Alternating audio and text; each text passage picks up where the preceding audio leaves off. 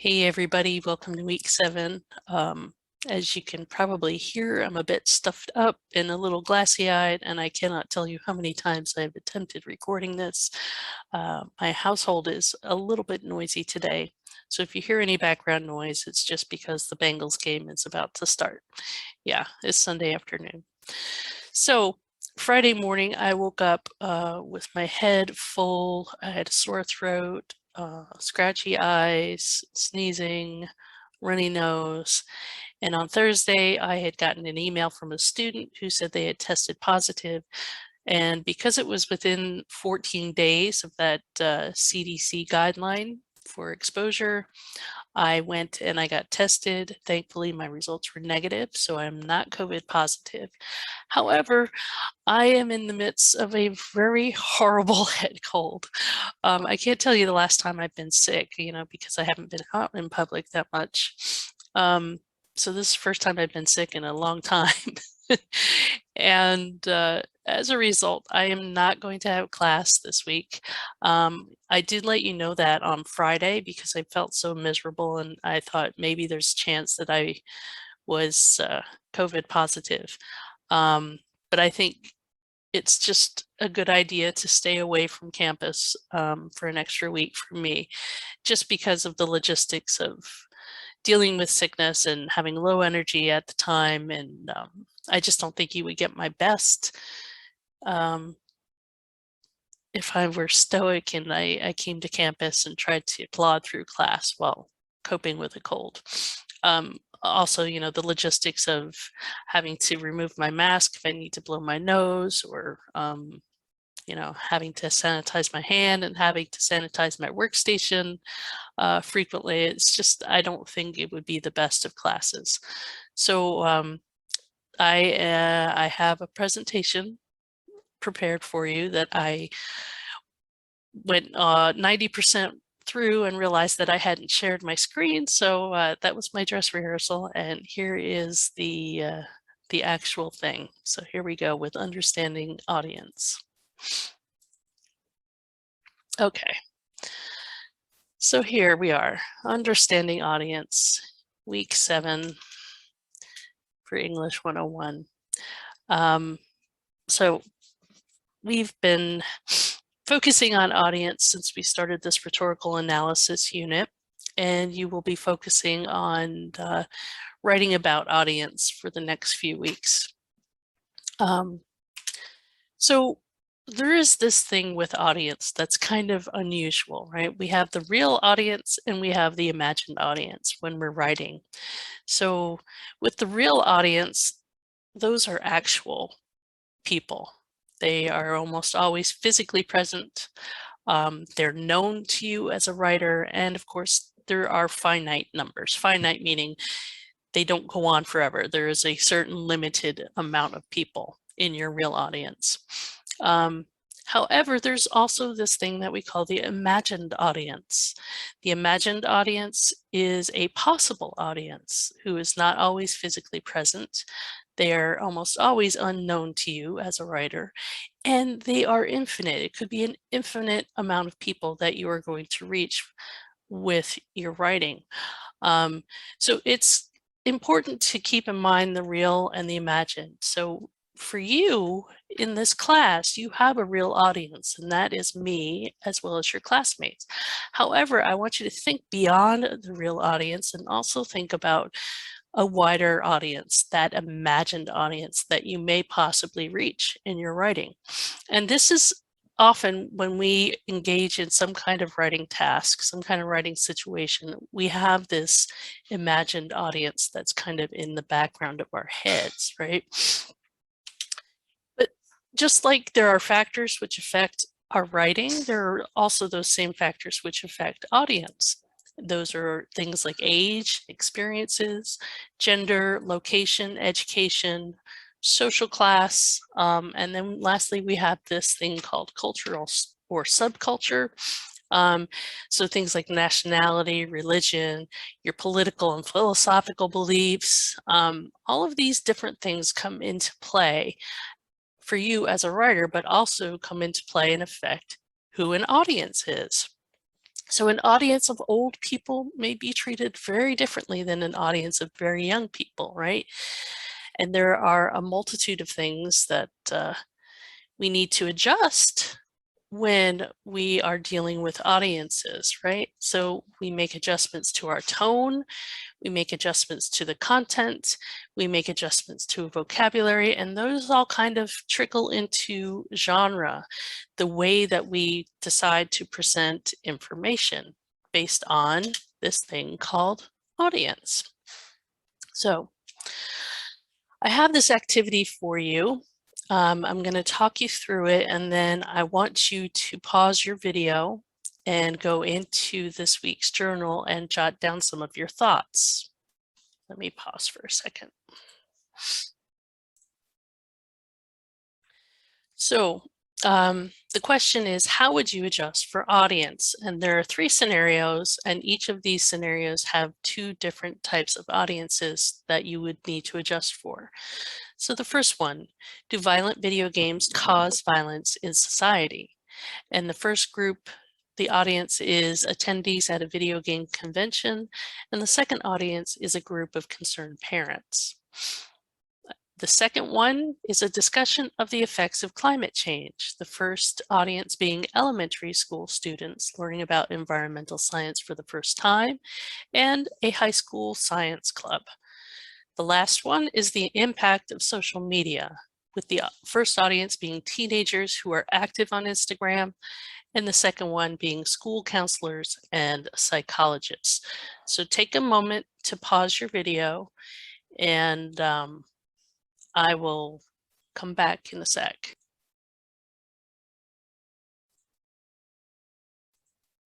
Okay, welcome back. So here is an exercise that we've done in audience analysis. So these are some of my suggestions. For the first audience, in number 1, the attendees at a video game conference are likely to be gaming enthusiasts of mixed ages and gender. They would likely not be as receptive to the question of video games contributing to societal violence. Compared with the second group, the second audience of concerned parents who are going to be of a certain age group and genders, might be within the 30s to 40s, plus or minus 5 years on either side, most likely with younger children, right? And they would be more willing to listen to the message of whether video games cause violence in society. So here we have 2 different imagined audiences, right? You have to imagine what video game conference attendees are like, and you have to imagine what concerned parents are like and what ages they most likely are. So that's what I've done here. With the second one, the language and presentation of the message of climate change would need to be adapted to the level of understanding for elementary age children, right? Because they're younger. So that means you may be using simple vocabulary, you might be using photos or illustrations, and those things will help to enhance understanding. And also, I want you to think that the appeal to pathos, that is playing to the emotions, would probably be a more effective rhetorical appeal than logos or ethos for children of that age. You really want to get their emotions involved. Conversely, the language or presentation for the older students would be more sophisticated and probably would use all 3 of the rhetorical appeals, logos, ethos, and pathos, in order to motivate those students to a call for action. In the last example, teens who are active on Instagram would be more receptive to the benefits of social media rather than the potential impacts or harms. Whereas school counselors and psychologists would likely be interested in the credible scientific data. So there would be an emphasis on logos and ethos, as well as a more sophisticated approach. So I'm looking forward to reading what your thoughts are. So for this week's assignment, you are asked to use some quotations. So I thought I would use this as an opportunity to further explore and explain citation to you. So why do we cite? Well, we cite in order to lend credibility to our own writing, right? Ethos. We use sources, outside sources, to help support our arguments. And so we cite to show which ideas are borrowed from other people. We need to give credit where credit is due. We call that proper attribution. And this allows the audience to follow up on those borrowed ideas. If they find something that's of interest, they can go to your Works Cited page and say, oh, okay, I want to read that source. And lastly, we cite to avoid plagiarism, whether it's intended or unintended plagiarism. Excuse me. So what do we cite? Well, we cite all information that's borrowed from another person. So things like direct quotations, both entire sentences and phrases. Last week, I talked about short and long quotations, and that any quotation that's over 4 lines of material in your text needs to be treated as a block quotation. Of course, paraphrases, anything that's rephrased or summarized material needs to be cited. Words or terminology that's specific to or unique to the author's research theories or ideas. Use of an author's argument or line of thinking. Because it's not original to you, of course it needs to be cited. Any historical, statistical, or scientific facts will be cited, along with graphs, drawings, and other kinds of information or data. We often have little figure, we wouldn't call them headings, that below a drawing or a picture or such, we have a little figure thing that says where that information has come from. And of course, any articles or studies that you refer to within your text. And you'll see here at the bottom of the slide, my own citation from the website where I lifted this information. This is from UNC Chapel Hill Library Guide, and all of these bullet points were taken directly from this website. And then how do we cite? So I talked a bit about signal phrases in week 6. So if you need to refer to that lecture, go back to it. There's both the PowerPoint and a video that's embedded, not embedded, no. It's included from YouTube that I recorded. So the signal phrase, you start with the signal phrase that names the author, research, or publication, along with a present tense active verb. And again, in that week 6 lecture, there's a nice slide with a handy chart of verbs that you can take a look at. And that indicates the type of action that the writer has taken. So for example, writes, argues, or suggests, so on and so forth.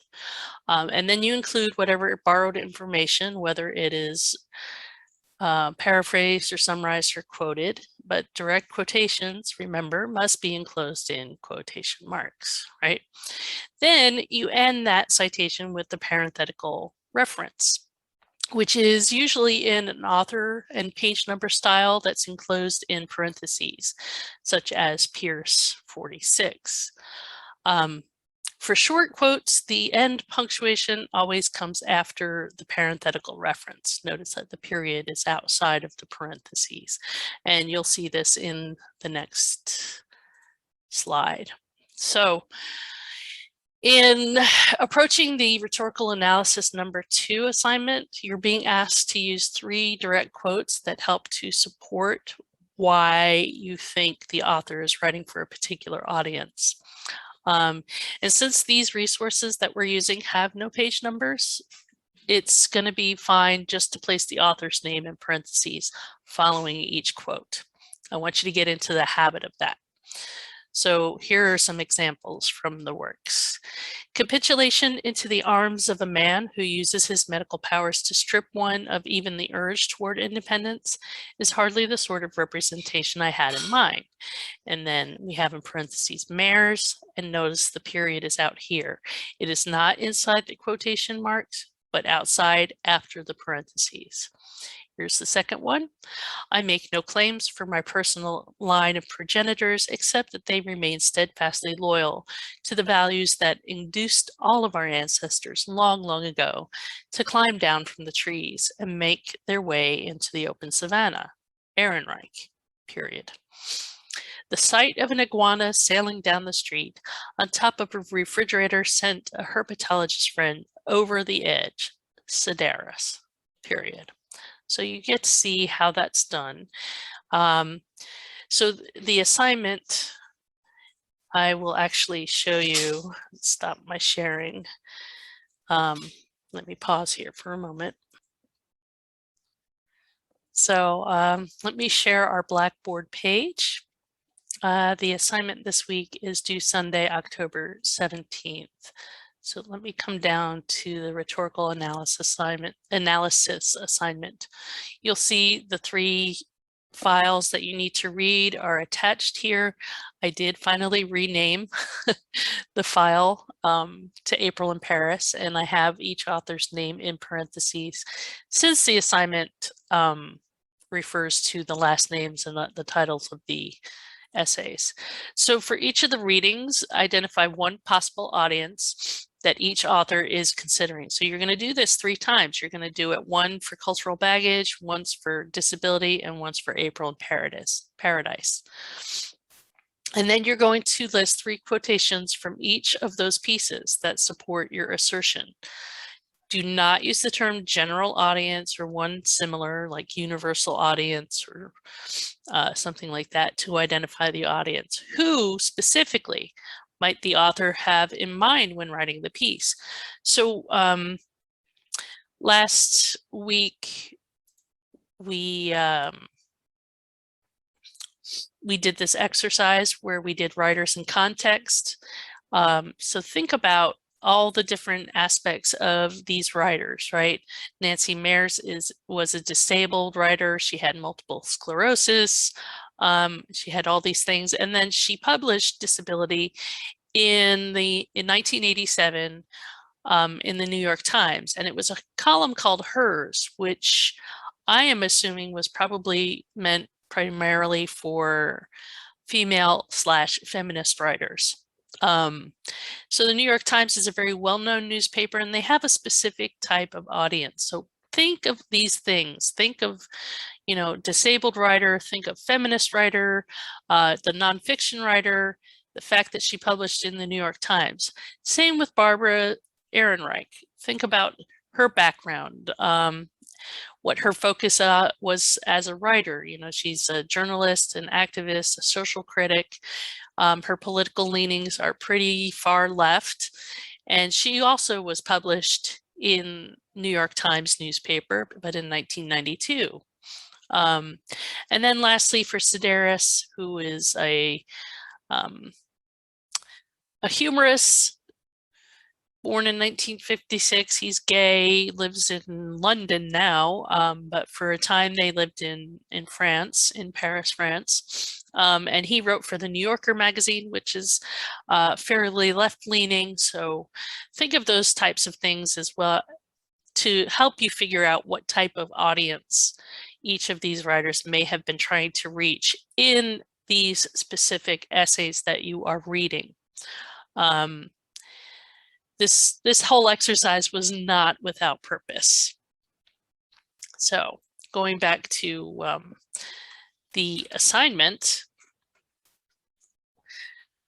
finally, for each reading, you want to explain how those quotations show us that the author is addressing the audience that you've identified. So the analysis should be 5 to 7 sentences in length for each piece, right? Not as a whole.